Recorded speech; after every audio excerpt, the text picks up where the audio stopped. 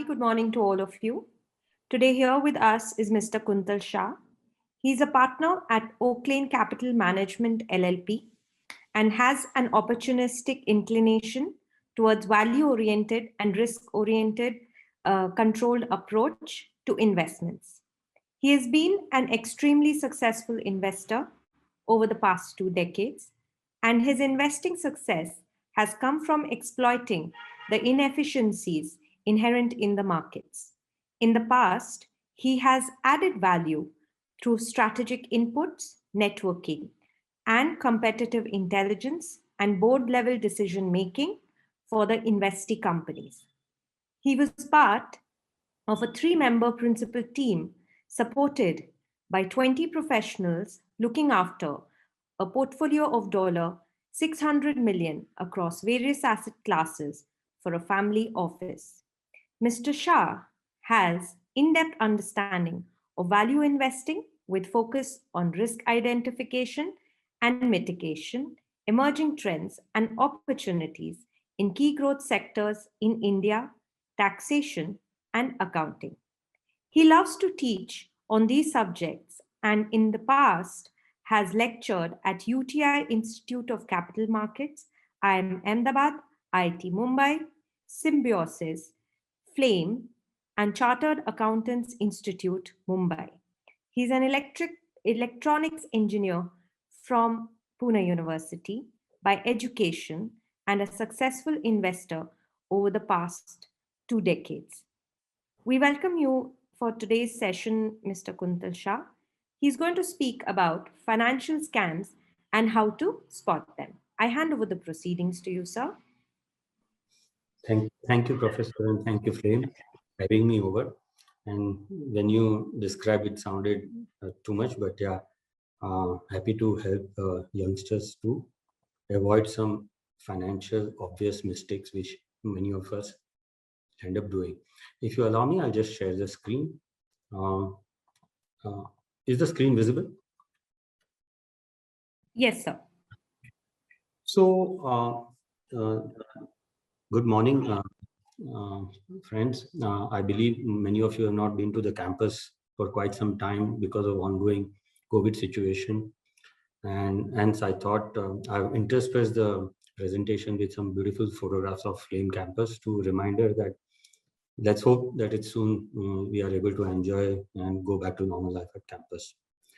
The whole purpose of this lecture is to continuously highlight that it's possible to transfer wealth from one set of constituent to other set of constituent easily with some stroke of pen rather than stealing from them using various ways and means. And the whole presentation's aim is to highlight you and make you aware of what has happened in the past, what are the common threads which run in those schemes, as they are called, or scams, or as they are called, and how to protect oneself and one's near and dear ones from the adverse effect of the same. There is a constant, we use the words very loosely, but they mean little different thing. Scams are fraudulent schemes. What is fraud has been very well defined now, but it could mean a lot of white collar crimes ranging from cyber theft to embezzlement to identity theft to investment fraud to securities fraud. It's a wide range of coverage, and the presentation will highlight you some of the aspects around it. So what constitutes a fraud? Fraud is a false representation which is of a material nature. It is done knowingly and intentionally. And it is unscrupulous in the sense that one side of the transaction knows that a representation is false with the sole intention of creating damages to the other side. And mostly frauds are three categories of frauds are there. One is, there are many categories, but by and large, if you bracket them, the ones which are popular are consumer-related scams, investment-related scam, and identity-related scams, broadly category. These are the three big categories which we are going to discuss and dwell upon. Now, what gives rise to the fraud? Obviously, there is a motivation on the side of one side to transfer the money or assets from the other side for financial gains. What is made it possible is the capability to do it. It is ability to manipulate. Is the technical expertise. It's the knowledge. That capability makes the scam or fraud possible. The opportunity arises because of the greed or naivety of the other side of the transaction. And by and large, many frauds start small with a intention of, fulfilling a very small gap or a small need financially, but then you end up riding the tiger which you can't get off, and they keep getting bigger and bigger. Just to highlight you, these scams can go far long. In one of the biggest financial scam which we are going to discuss about, Bernie Madoff, it started in late 1980s or early 1990s and was discovered in 2008.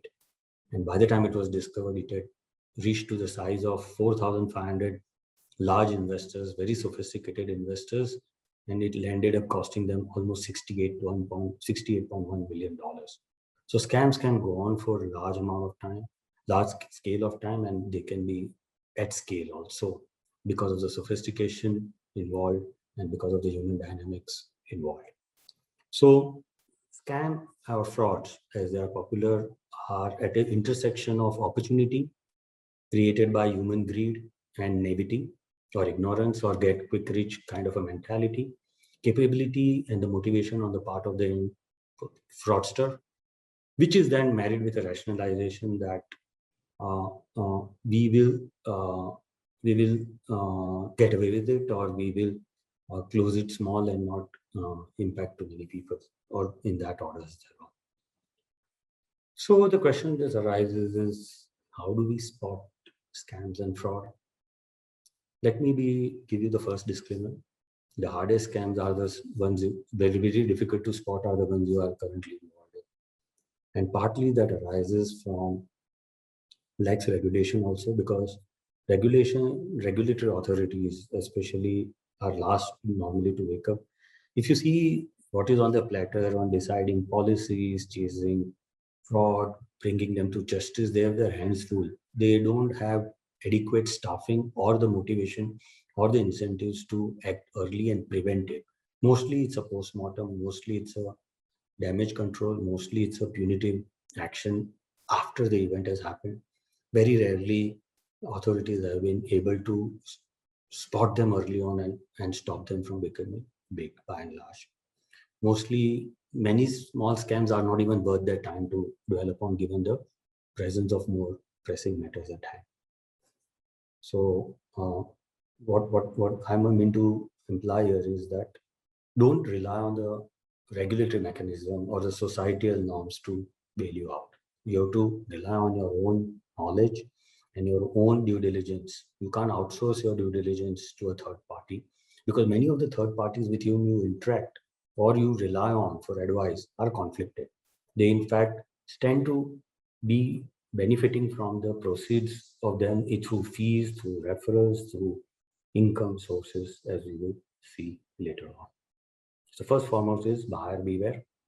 You are the first line of defense and probably the last line of defense if you are likely to come across frauds or scams in your life going ahead. All of you are starting your career or just about to get formally trained to make you more productive population going ahead. And the basic question arises, why does this matter to you? It's financial. I'm not interested in finance.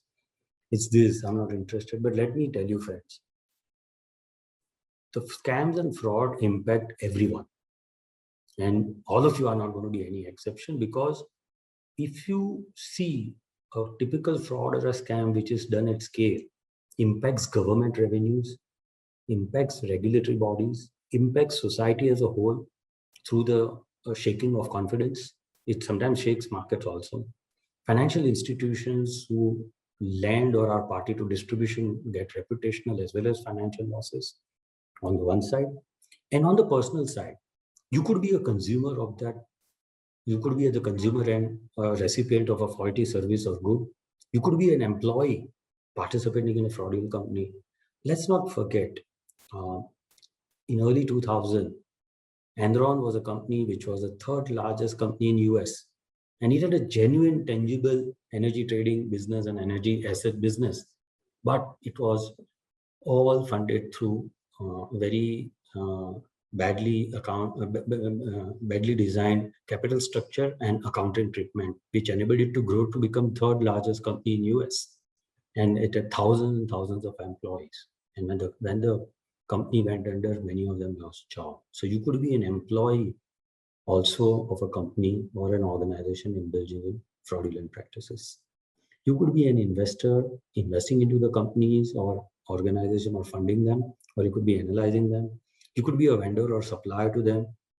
But your friends, even if you are safe, your friends or family or your extended ecosystem could be uh, brought under stress by virtue of the side effects of this kind of events happening at regular interval throughout our ecosystem.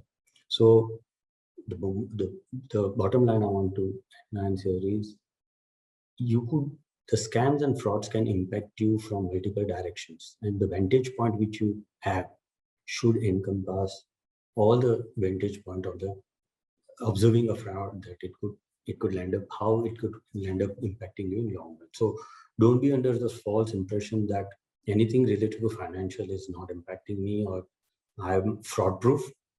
You'll be surprised at the ingenuity of the fraudster and how prevalent they are as we move higher.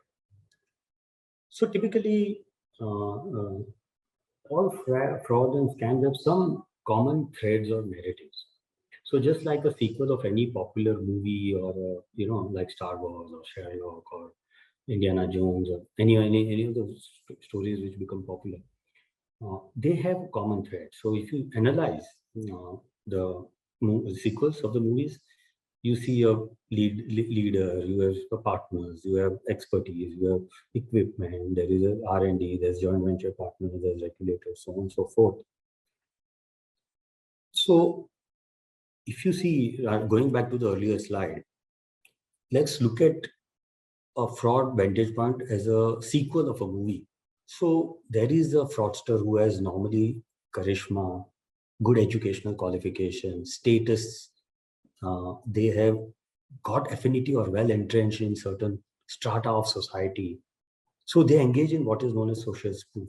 That what ends up having is when you search about them or when you hear about them, there are a lot of prominent people or personalities associated directly or indirectly with this kind of frauds, where you outsource due diligence. If they are involved, they would have vetted the thing and then you let your guards down. So fault lines appear because of this social spoof, and you basically land up billing that others that would have done the outsourcing, because we are basically, we want to take shortcuts and we want to not be wasted with too many decisions and too much efforts to verify those decisions. So power of storytelling takes over, the power of narrative takes over, and association is one of the biggest one, that if well-meaning people were to be attached with this. So later on in the presentation, I'm going to discuss about how one company got three of the cabinet ministers of US, two of the most well-seasoned politicians, one admiral, one general, one bank of the largest bank to come on the board, and was later on discovered as a fraud. So this kind of association is one thing you got to be worried about. Other thing on you at personal level, you got to be worried about your greed or your naivety. You should also be aware that there are many cheerleaders who have vested interests, including media, PR firms, institutions who stand to benefit from this, and also the fact that the regulator and government is overworked, overburdened, and is sometimes late to the realization of the event post facto. So the vantage point tallies with the kind of sequel, and the modus operandi which we are going to discuss about in going ahead also gives you a look and feel of a sequel. So if you start to read about it, you will start spotting the trends and common threads. Is the sum and substance of what this slide is trying to hint at. So if you see, I mentioned typically the frauds and scams fall into this category. When I say fraud and scam, they are interchangeable. Please keep them in mind. consumer-centric firms, basically there is a organization selling a defective or a faulty or a misrepresented goods or services to the customer. Typically, it could be physical online, but relatively the sums involved at individual customer level are very small, though aggregate. When all the large number of customers are put together, it can snowball into a big effect. One of the most common one which comes to mind is the multi-level marketing schemes, where each basically those are known as pyramid schemes. What happens is qualified people are recruited under the sole proviso that if they recruit more people, they will get some discounts or some financial incentives. In lieu of that, a lot of goods and services flow through this ecosystem. And the success of this whole ecosystem lies on ability to attract new base. But laws of mathematics sometimes take over, and then the earlier round of beneficiaries who were getting paid from the new entrants money cash flow coming down runs dry and the schemes collapse. Second is online, which is now getting more and more as our lives move digital, as we consume more data through apps and mobile phones, and our workflows become digitized and automated. This is one thing where you get baited through click mechanisms, you get misrepresented emails, you get faulty website. There are huge number of variations of how your online identity and your banking and your credit card system can be compromised, leading to very potentially damaging outcomes in terms of transfer of money or faulty debits happening to your accounts. And the last one is the investment scam, where typically a very opaque or a complex operation is underway. Let's remember, many of them are initially started with a genuine objective, but then later on metamorphosed into a scam because of initial absence of traction or cash flows and the vision and grandeurs of the people backing it. Redressals are also different, and outcomes are also quite different in all these three categories of frauds and scams. Let's look at the first one, the consumer products and services scam, this has been going on through history since the humanity, nothing new. Basically, what it boils down to is that as a consumer, we want to have quick decision. We know what we want, but we want to take a quick decision on what to buy and what. Sometimes discounted price or free offers suck us in, and many people know that these are the things which move the purchasing decision, and they take advantage of this. So, as this joke tells you, that once the scamsters has figured out what customer wanted and how to attract them and make them fall for it, they game the system to their end objective. Let's look at some of them. So typically, the consumer products and services related scams fall. If you see on the left hand side, basics, forging documents, unauthorized billing. Basically, there are debits happening to your bank account or credit account which are too small, which you don't notice. You are paid for goods or service, but you don't land up receiving them, or you will end up receiving counterfeit products or fake products or substandard products. And obviously, the multi-level marketing scheme. These are sometimes genuine products. Sometimes they are bordering on unethics. All depends on the propensity of how aggressive the scheme is marketed and how dependent the cash flows of the organization are to the addition of the new member. There could be a very reason. Referral is a very common system.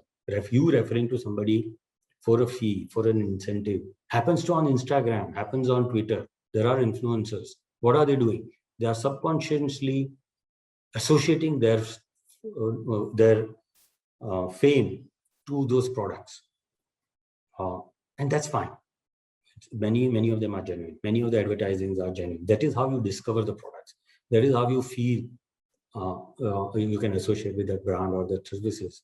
But taken to extreme, where there is a very high degree of financial, high-pitch, aggressive selling with incentives tied to new members coming in continuously by large discounts or fancy bonuses and so on and so forth, then it crosses the boundary and becomes a pyramid or a multi-level marketing scheme.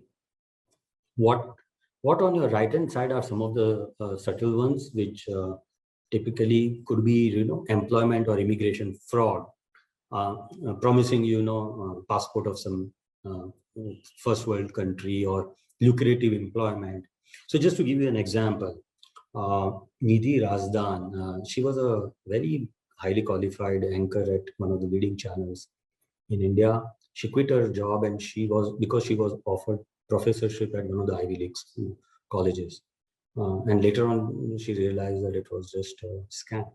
So even the smart guys get sucked into it, and we will go to discuss, the guards and the safety precautions you can build in your decision making to avoid them. Then there are obviously bogus prizes, grant, lottery ticket, fake door salesmen. Also, some of the sophisticated one, dating scams, relationship scams, where they mislead you, they inspire confidence, they violate your trust. Matrimonial scams are there, brides for sale scams are there. There's a whole degree of sophisticated scam where misleading product and goods are promoted, and you as a consumer end up paying the price for it, and then you have a adverse financial or social outcome. This is basically what some summary of consumer and product scams are. How do you spot them and how do you prevent them? So obviously, as I said, you can't depend on a regulator or society to do this job, because everybody is in a way too busy to protect others. So there are basic few steps you should get. That anything which sounds too good to be true, you got to trust but verify. Beware of products which are making tall and unrealistic claims like fairness cream, that you use it for 3 weeks and you will become fair. You use this consume product and you lose 12 kgs overnight, and you consume this product and you'll be cured of cancer. So there are enough of those scams happening around even now as we speak in ecosystem around us. Another thing is, don't get pressurized to buy something very, today is the last day, you'll get discount today, if you do this now. So there is a urgency, and there is a premise of some tangible financial benefit. You got to do the due diligence, because even if you get 50% discount of a fake product, that's a loss of 50% of the remaining notional value, which is 100% loss of what you're paying out. So don't get sucked by this obvious mathematics, which the other side knows and exploits. Also, there is very sketchy details, very low transparency. These days you have tools, product reviews. You have a very good platforms like Amazon's and Twitters of the world, where you can check out the reputation. Somebody before you would have scammed and he would have tweeted about it or so on. So in this age and digital age, if you make some basic checks and to verify the products or the organization or the people or the intermediary who's advising you on that, it could be mis-selling also, like LIC products or LIC means insurance products, or any of the things which is missold. You don't deserve, you don't require it, but because of financial things, it's known to you. When done at scale, becomes a scam. So beware of the incentive of the intermediary or the seller, and trust but verify their identity, their credentials, and their ability to provide actually the goods and services you intend to buy. Also, avoid situations where you get evasive answers or complicated answers, or they just the tone changes. And basically what I'm saying is, your own proactiveness on awareness, checks and balance is the sole defendant and the first line of defense against this kind of consumer related incidences. So what I've highlighted is some of the common ones. eBay scam means basically there were a lot of fraudulent guys selling faulty goods on eBay. eBay was a very genuine platform. So basically the scamsters are riding on the connectivity and the consumers provided by large platforms. It used to happen on Amazon until they started weeding out the bad players. So bad actors are what you have to worry about, not the delivery mechanism, not the product. You have to focus on your bad actor things. Many of you would not have heard about Charles Ponzi. I would take a couple of minutes to enlarge. In fact, he was so intelligent and ahead of its time that a whole lot of schemes of MLM schemes or pyramid schemes are now referred to popularly as Ponzi scheme. What Ponzi scheme says is you are dependent on the cash flows of new participants to pay off the old participants. It could be in an investment product. It could be in a whole host of situations. So what this engineer's guy did was he actually floated a very genuine business. Okay, so in early part of last century, you had to attach stamp duties to transfer letters and documents from one country to other, one continent to other. There was no electronic transmission. It was physical, paper-based, very logistical driven exercise. And they had a protocol of international, you could pay for return in the local currency. So you could send from America to Italy postpaid, where the respondent of that business could send the document back. And the inflation and the currency power used to keep changing. So probably it was easier and cheaper to buy those stamps in Italy than US. So you could technically buy in Italy and sell it in US and have a genuine arbitrage profit, with a very clear provision that while this was a good statistical paper profit, to put it in action, the amount of time and cost involved would have rendered you loss. To give an example, he first got $1,800 equivalent of that. That was a huge sum when you see 100 years back, adjusted for inflation. To satisfy profit of 40-50%, which was his promising on them, he would have to buy and source 57,000 stamps and then sell them. And Ponzi scheme became so big that he in fact took over a bank, Hanover Trust Bank, and started funding a lot of people to do this kind of arbitrage. And it sucked in so many people. In fact, at one stage, 75% of Boston police money was parked in Charles Ponzi scheme at that time. And it's a very interesting reading. I would urge you to Google it. Sum and summary is that trees don't grow to sky. So for the kind of money he started, he started drawing in $250,000 equivalent at that time, which is like several $1 million. And to do that kind of arbitrage, he would have to start transferring huge amount of those stamps on Titanic ships equivalent of that. And that many stamps were not outstanding also. So basically it was just robbing Peter to pay Paul scam. Another one is a consumer scam, but it's also partly an investment scam.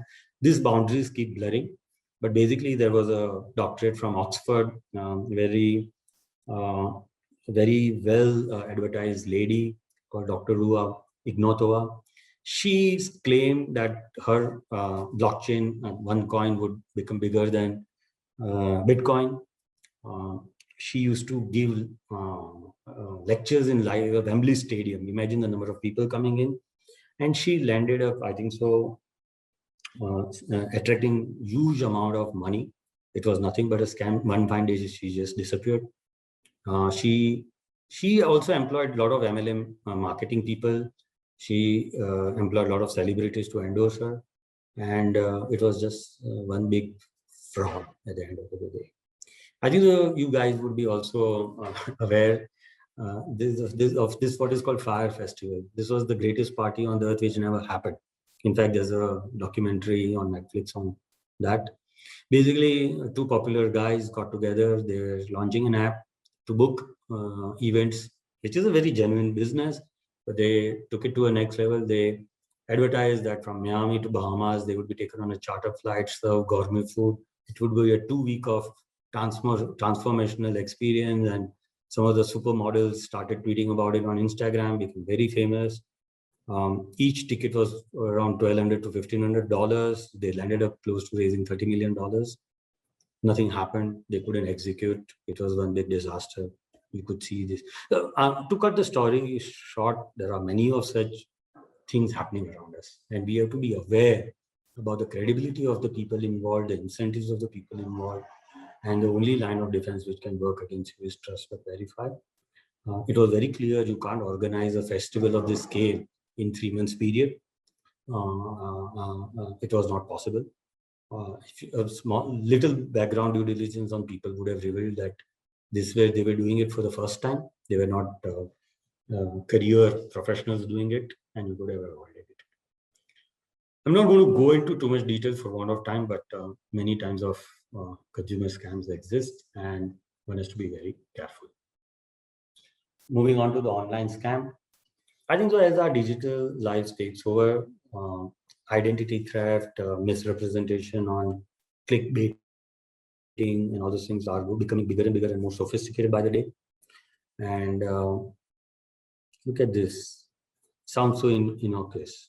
To verify you are the person who answered the phone, may I have your social security number or major card? So you could have suddenly a call from an income tax department or a government department, or or your bank, or your anybody whom you deal with on a regular basis, pretending to be something, trying to get your information and using it for his own advantage.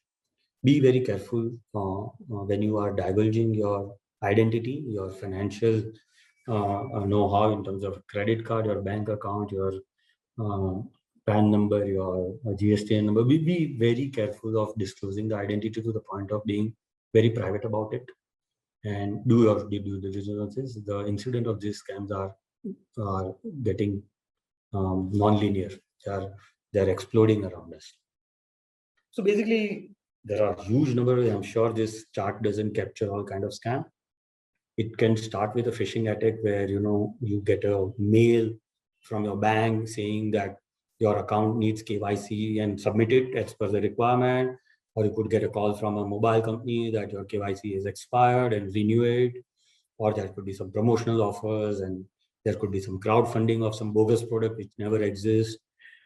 Nigerian scam is another time. Basically, you will get an email from some bank, Central Bank of Nigeria, claiming that you have got refund of $500,000 or some nonsense like this, and asking your email to repatriate the money. Your social media handles could be hijacked. Your credit card could be scammed by actually spoofing as a genuine, like a e-tailer, or a genuine subscription-driven site. Online gaming, you sign up for a game, but it doesn't turn out to be this, or you are forced to buy more and more expensive avatars or whatever to keep continuing. Fake coaching masterclass, this has gone viral in COVID times. Many of the physical vocational classes have taken advances for 1 year and 2 years, and they've just shut the shop in COVID times. Bank and credit card loan scam, online money transfer, cryptocurrency scam, which we just discussed, fake antivirus, work from home, promising tax scam. Basically, it's a misrepresentation of the other side party, that they represent an entity which requires you to pass on your identity or your bank account or your credit card details. Be very careful when you are sharing your private logins and passwords, even on your social media or even in your private chats. Many of them are claiming to be encrypted but could be compromised. Try to maintain a very low digital profile as far as your financial transactions and your consumption transactions are concerned. Is the sole advice one can draw out of this emerging phenomena. Again, to reiterate what I've said, be careful that the sites and the apps you are transacting are secure. There are ways to do it. There are online videos which teach you how to spot a fraudulent website. There could be grammatical error. There could be spoofing. Don't post your personal or financial details on any of the, even, in fact, you should reject. There should be a very surety when you are handing over your transaction details or the banking details to any parties. Avoid unnecessary apps, avoid using public Wi-Fi's, change password regularly, don't keep some simple password, protect your computer with genuine, antivirus and anti cybersecurity softwares. Many of reputed companies do provide them, including, McAfee and so on. And be consistent, to verify everything on a more credible platform, and be worried about malicious link or apps or website which are pretending to be third party whom you trust. Could be a bank, could be governmental agency, could be a online retailing firm, and so on and so forth. These are the examples. I'm going to circulate the presentation with you. This presentation will have clickable links. It will take you to videos and audios and books. I know that in this millennial generation and for the want of time, it's easy to consume video and be well aware of it in a short period of time. And those links are there. You could possibly look at many of them, so you are aware. Basically, they all follow a same pattern. And once you see many of them, your first antenna will go up when you are about to transact, and hopefully you will be prevented from such scamming. Moving on, let's go to investment scam. These are some of the most dangerous ones and the biggest by size. Some of them are known to run in billions and billions of dollars. So from hundreds of dollars in consumer scams or thousands of dollars, identity scams can cost you quite a large amount, but you don't keep millions lying idle in bank or credit cards. So still they are lower, but in investment scam, you could probably land up parking your lifetime savings. So these are the worst of the lot, and you've got to be very careful about this. As the size of your transaction increases, your level of due diligence will increase disproportionately. So when the numbers, digits changes, a 3-digit outflow and a 4-digit outflow and a 5-digit outflow and a 6-digit outflow, each digit getting added should land up meaning that you spend more time to verify the antecedent, the identity, and the genuineness of your counterparties involved. In fact, I would go to say that if it's too good to be true, assume it's probably a fraud. So a break from monotony, some cartoons.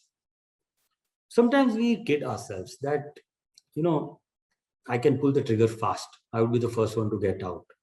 So I'm attracted by the lucrative, ridiculous returns involved or financial incentives involved, but it won't impact me because I will flip it around very quickly, or I'll be first to exit the door. Secondly is, a fool and money are sometimes parted. So to classify investment scams fall in the following brackets. On your left-hand side are security scams. Securities are listed instrument. In earlier era, many of the securities used to be physical and paper traded, and forgery used to be one of the key driver. With digitalization and probably going at blockchain and that kind of technological innovation, that is getting lesser and lesser. But still, the underlying securities represent an active business, and that active business could be siphoning of your fund, or could be an accounting fraud like Enron or Tyco or WorldCom or Satyam, which you come across. Or you could be part of, what is known as pump and dump or a penny stock thing. There are two good movies if you want to see. One is the Wolf of Wall Street, and I think the Boiler Room, where the basic modus operandi is, unknown and obscure companies are touted as next big thing, and the stocks are cornered, and there is a frenzy of buying unleashed by intermediaries who are heavily incentivized, and the rising price sucks in the more gullible investors, and finally they meet disaster in that sense that those companies are not genuine operation, and the price at which you'll end up buying are never going to come back. So this is what typically known as security scam or a wire fraud transfer scam. And highest amount of money has been lost in this kind of operations, and we will discuss some of them in the next scene. Second thing is, promise of high yield. So there are companies when you know that a bank is offering you 5%, but this guy is offering you 10% return. Now this 10% definitely comes with more risk, but it comes with more greed also on the other side of the table. The lure of fast and easy money is so seductive that we sometimes let our guard down, and that's a mother of all our problems, that we get sucked into many of the high yielding products, especially when they are coming from new and emerging entities with no track record, with very poor corporate governance at place. And many of them happen in scale. You'll be surprised at the scale of high yielding products. This is one of the, after security scams, in fact, probably could be bigger than security scam, because the number of incentives involved here is quite high. Then there are categories, rare objects. You get sold synthetic product or a fake product, or we could do that. Many incidences abound. Commodities also same thing. You get a fake or a substandard commodity. You get sold something which is going to come down on stream long period of time, like a teak equity or some very complicated project whose results are very back-ended, and the entity behind it disappears or sold in between. Then there are these warehouse receipts. Basically, these are financial instruments with underlying commodity or underlying asset, where those assets are found to be genuinely wrong. So they could range from, there was an olive oil scam which almost made American Express, a large bank, almost bankrupt in early 1980s. There could be, faulty gas and oil and gas, scam. And it could be done by very radical people. Like Shell at one stage said 40% of its reserves were fake, were not viable. They were not fake, but they were not viable. And those kind of things do happen at regular interval. Then obviously there's real estate scam, where you get sold a very disputed property with no clear title, or projects get sold and doesn't get completed in time because the money gets diverted, or the project has very wrong approvals, no environmental clearance, no permissions in place, but sold, and or assets sold to the multiple parties. You'll be surprised. Statue of Liberty and Eiffel Towers have been also sold. As funny as it sounds now. How do you identify this? How do you protect yourself? So be cautious of products which offer you very quick return, where you have to take a very quick decision to invest, that this opportunity is going to expire very soon. This opportunity is not going to come back. So there is a urgency of time, where the opportunity is very complex, and you don't see too many people being party to it. There is a long illiquidity, or suddenly get rich scheme. These are the obvious warning signals that should trigger off a large round of due diligence to it, to the point that you should ask question. You should assume that the underlying activity is fraudulent in nature and prove otherwise before you. While our default status is we trust people and intermediaries, we should invert. We should invert that the interest of the intermediary are not aligned with us. You should assume that our counterparty to whom we are dealing has a vested interest to work against our interest and work backwards. Inverting the whole thing works the best and is the first line and probably the last line of defense against investing scams.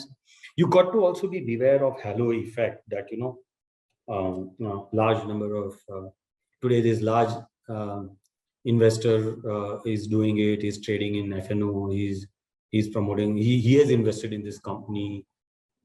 All those kind of social spoof things you've got to be aware of. You've also got to be aware of related parties.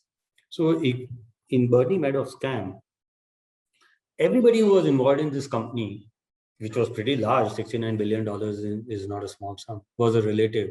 So the people who were his back office were relatives, accountants were related. Everything was a related party, and nobody thought to do anything. Why? Because Bernie Madoff was actually non-executive chairman of NASDAQ.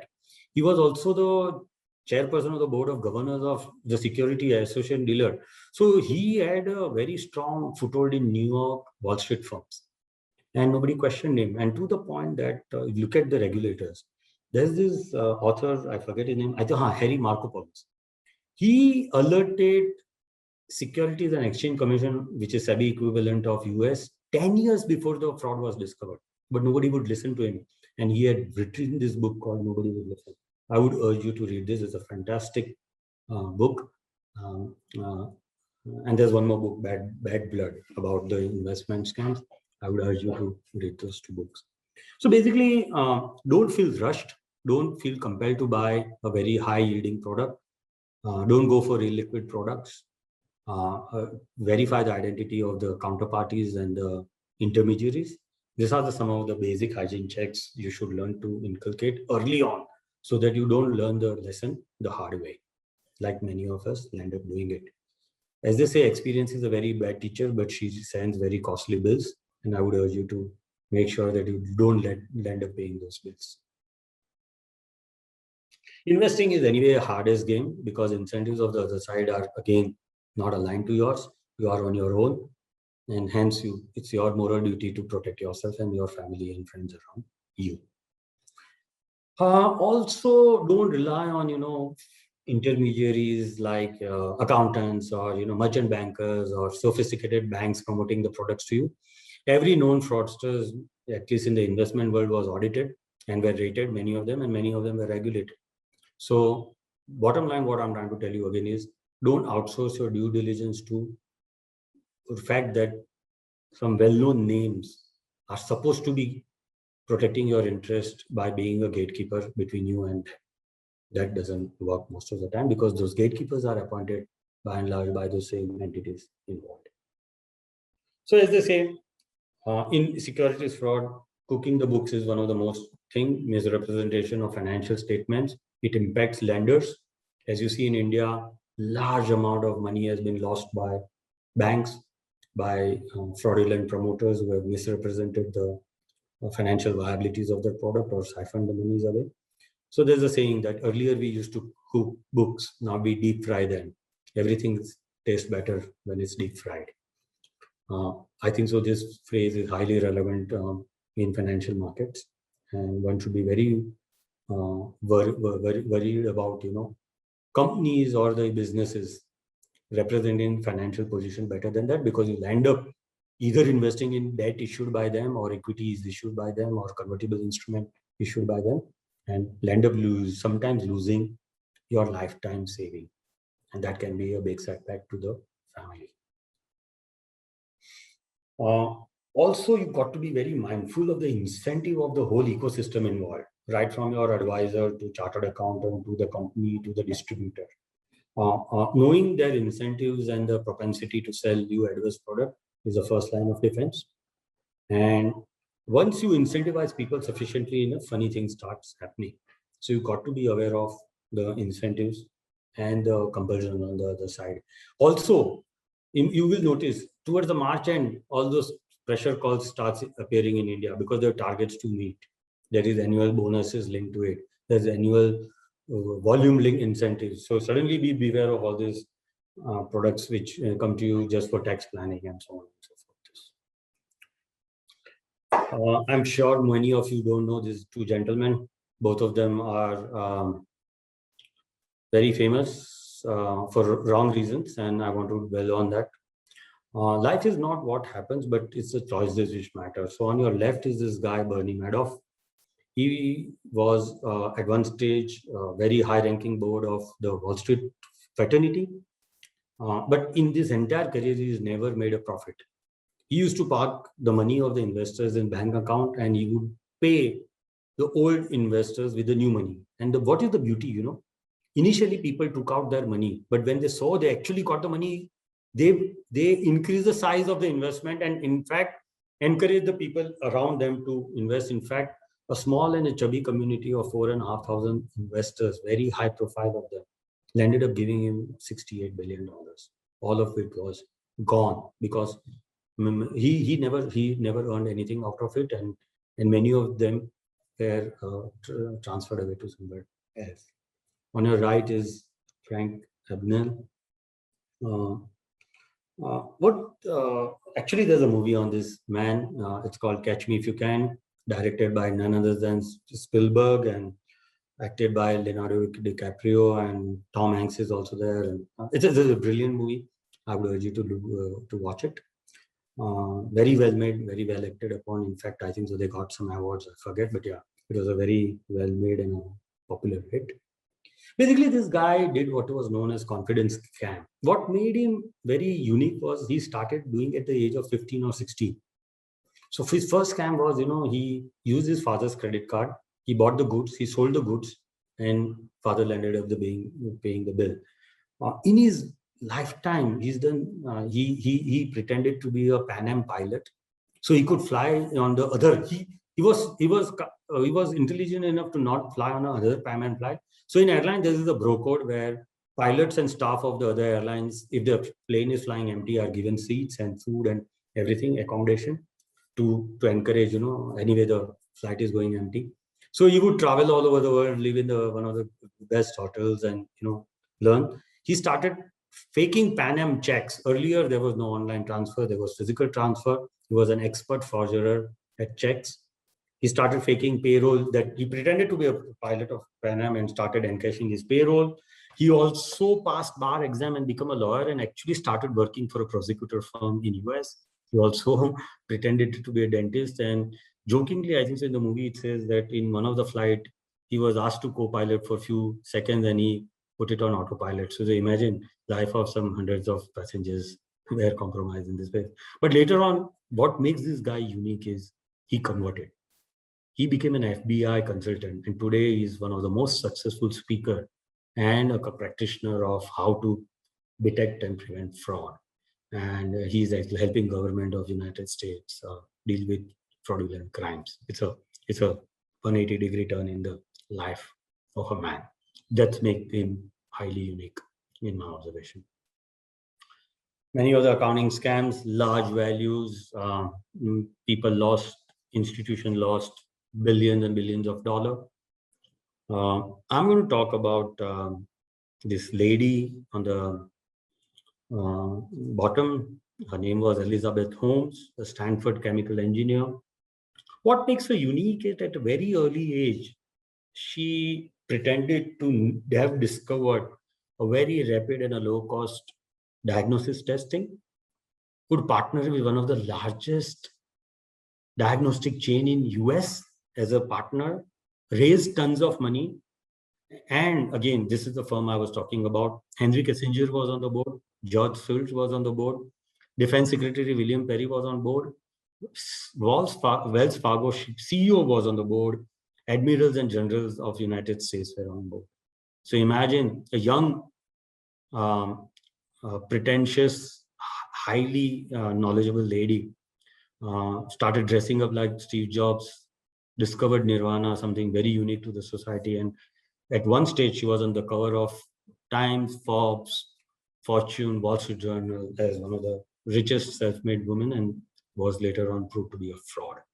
So what this kind of scale is very scary. It could not only just hurt investor, it could have investor people looking for diagnosis and taking a wrong medication or not taking medication at all. The adverse impact of this kind of scam on society, or you as a consumer, or you as an investor, or you as a financier, or you as anything, Vantage Point, can be devastating for this kind of scams.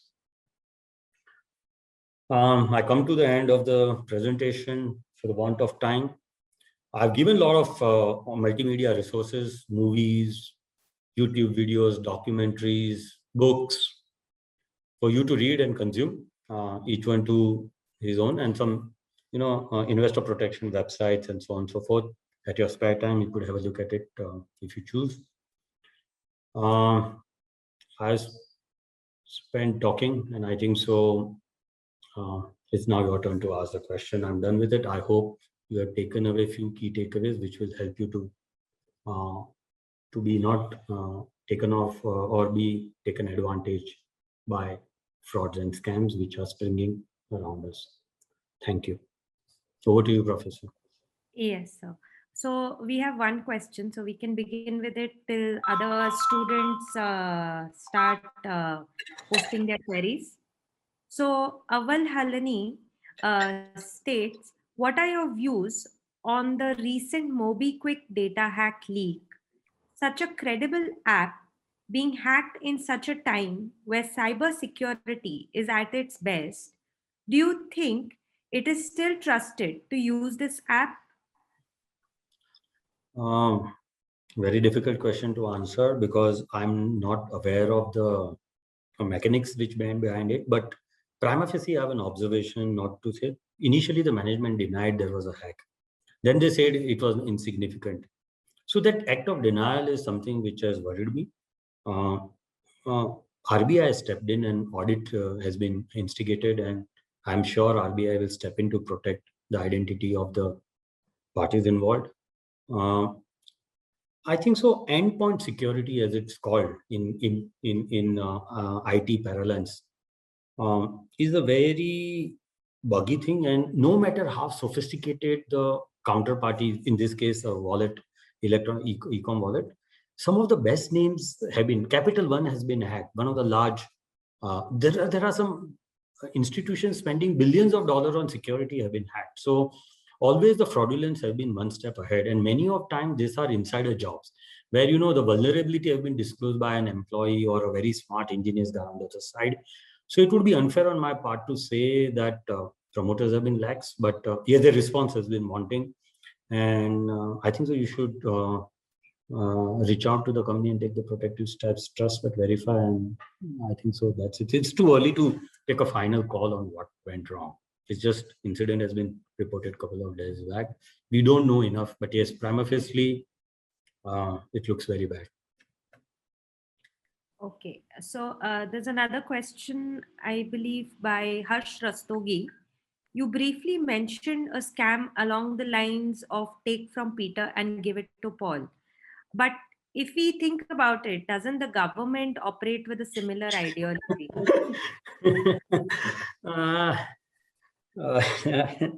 Very interesting question. Partially, many of us feel so that government collects tax for us, but wastes them away in briberies, badly designed projects. There's a lot of leakage in government, it's well known. Bureaucracies and politicians and agencies involved have interests which are not aligned with the well-being of society at large. It's been there from time immemorial, nothing new.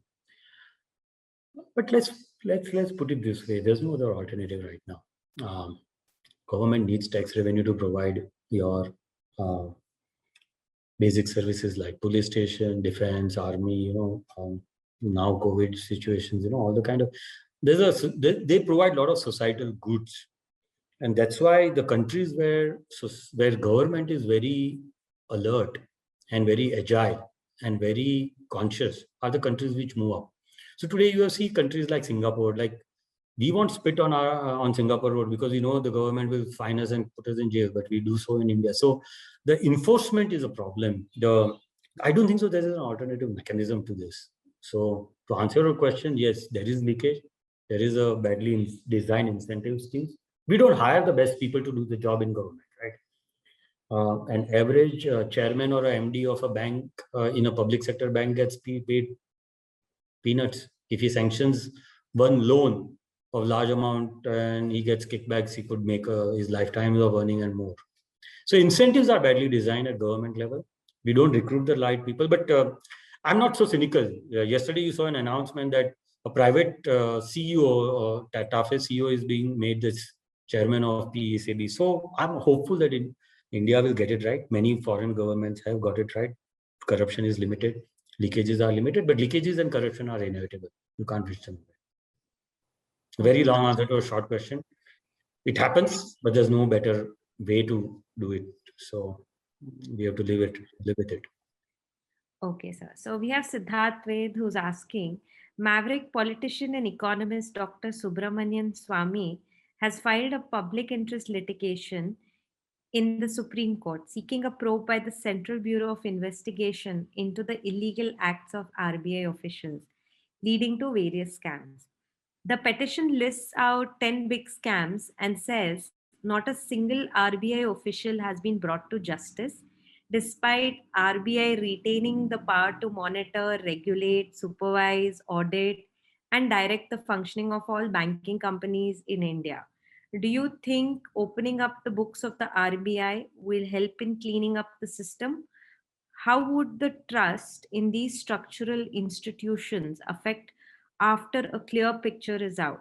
Can we expect something similar with the SEBI? Oh, wow.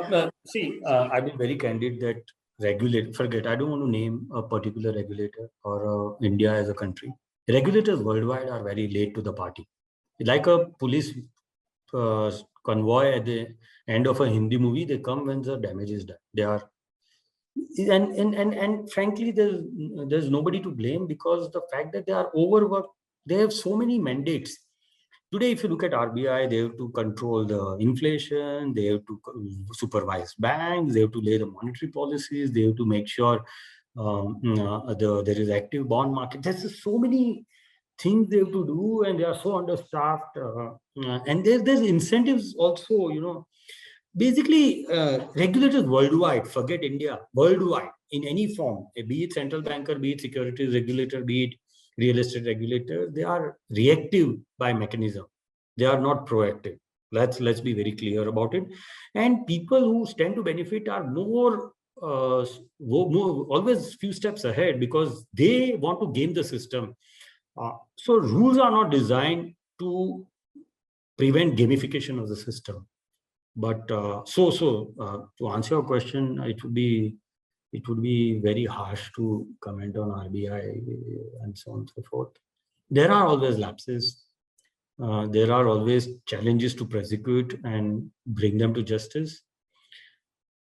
But I think so they are getting better and better with each passing day. I think so in many respects, RBI and SEBI are ahead of our Western counterparts. Like scam, things like GameStop and all can't India act in India. Many of the things which happen abroad are not possible. What happened with Archegos or something recently would not have happened under SEBI's watch.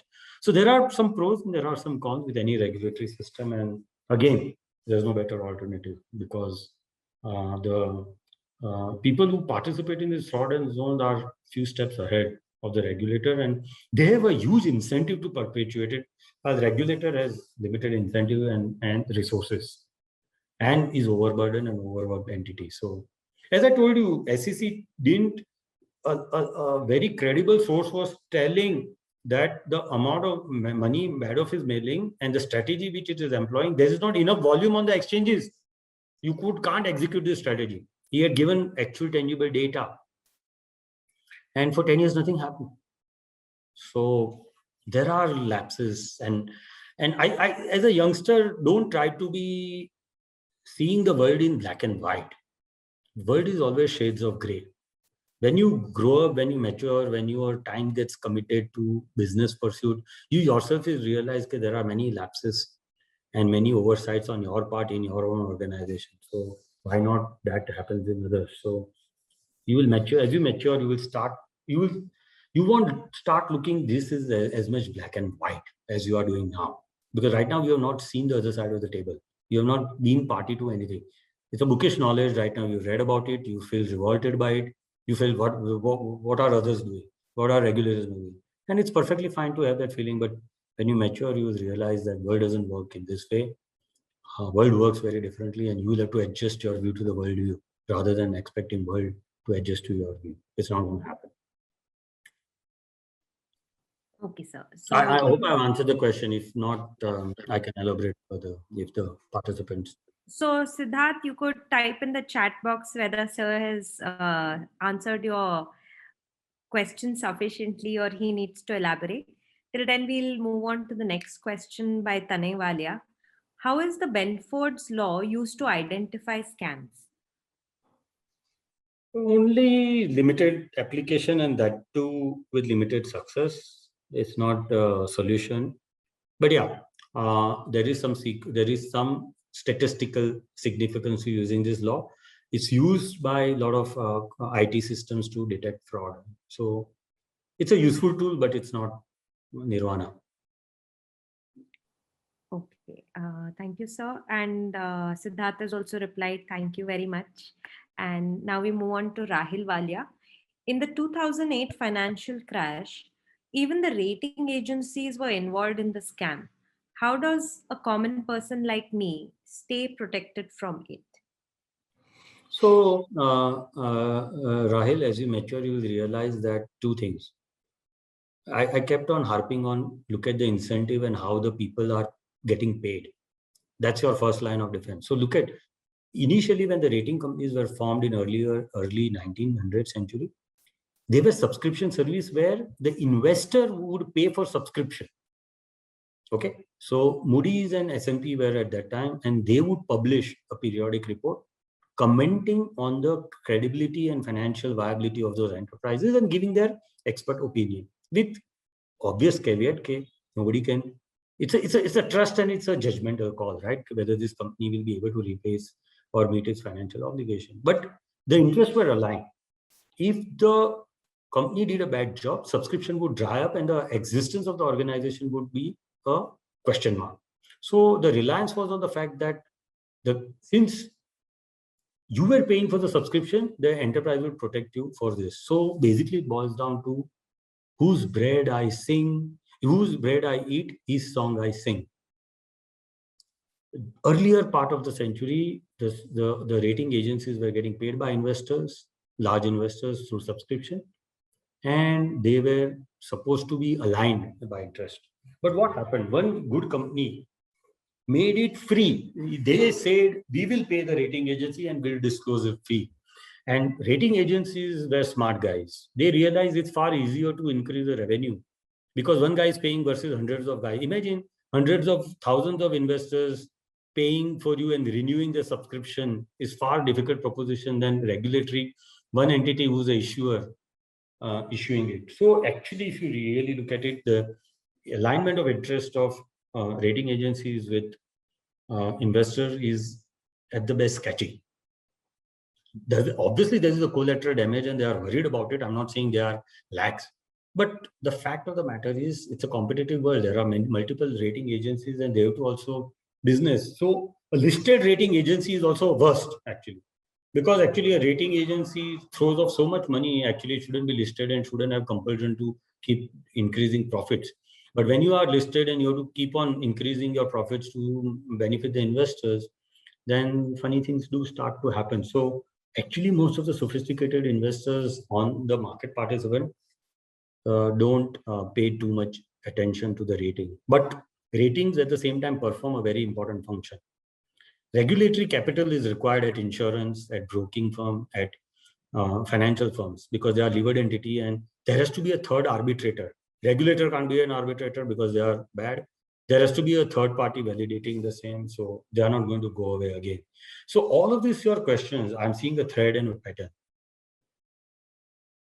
Have they been misused? Answer is definitely yes. Can they have been prevented? Answer is definitely yes.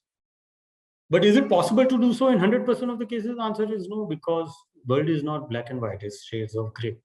It's not idealistic world we are living in. The incentives, the availability of resources, one bad actor. See, imagine large credit agency, one bad analyst can blow up the damage of the entire organization. So there are bad actors and bad players within good firms, within good regulators, within good organizations, but a few bad apples, as they say, bad apples can spoil the whole basket, and that keeps happening and we're going to keep continuing. I don't see there's a way to avoid this. Being aware and being proactive are your sole line of defense in this kind of situation. Blaming a regulator or a third party things is a mug's game. I don't think so. Rational people should indulge in it. You should be educated and well informed enough to be the first line of defense. Self-preservation, as our PM says, we should be Atmanirbhar in this kind of things. Thank you very much, sir. I think we've exhausted the questions for the day and the session.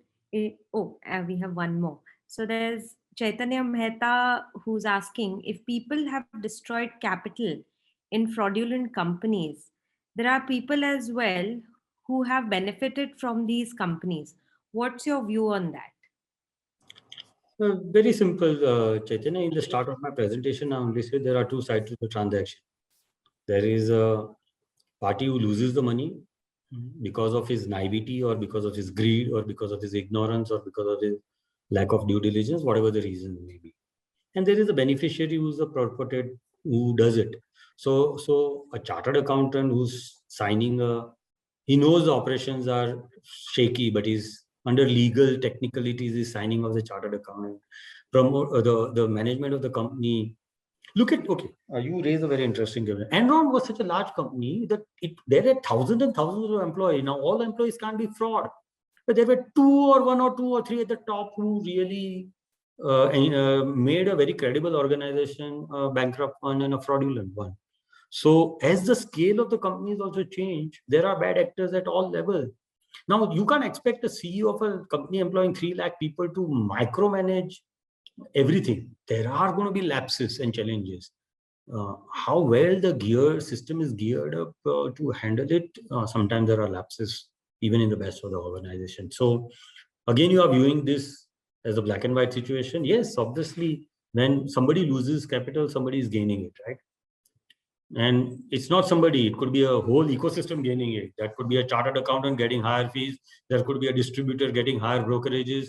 There could be a bankers getting higher money for funding the trades.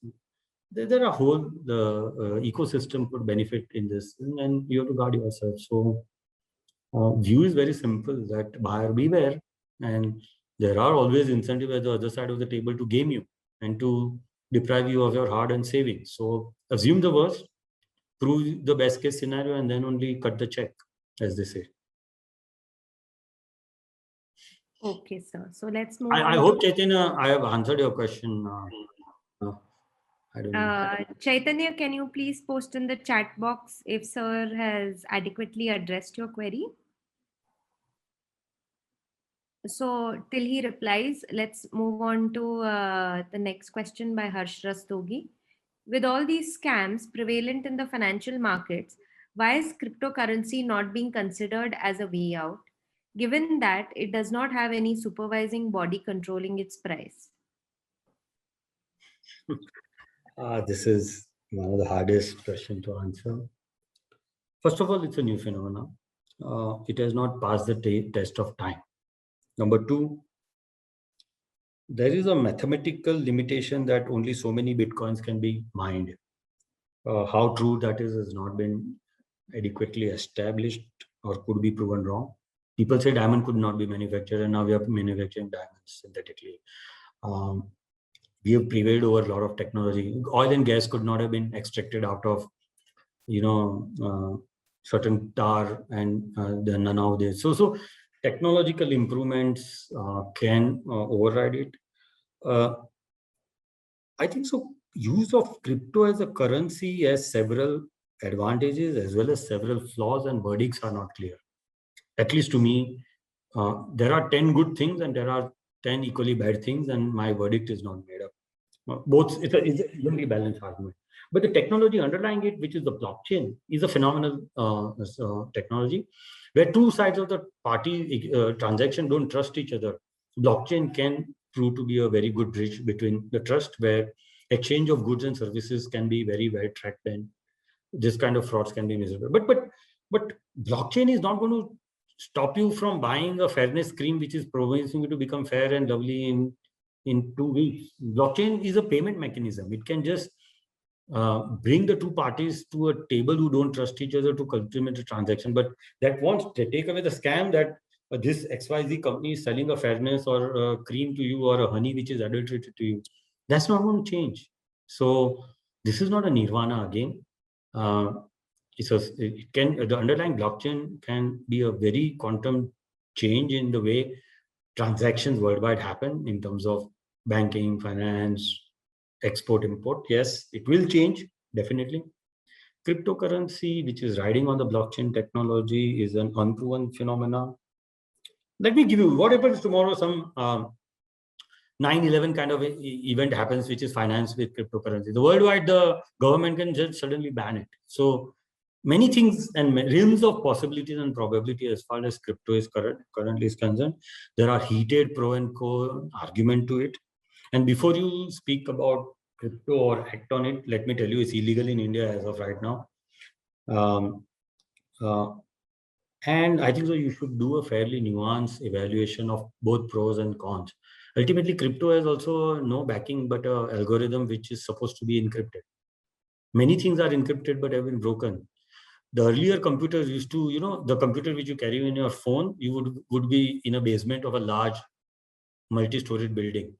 But now you are carrying it in hand. The computing power is tripping up. There are things and things which can happen, and I think so it's too premature to conclude either ways on pros and cons.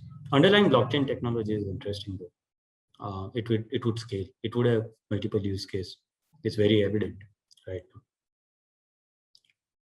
now. Thank you, sir. Harsh, if sir has answered your query adequately, please type in the chat box. You had already addressed Chaitanya's query adequately.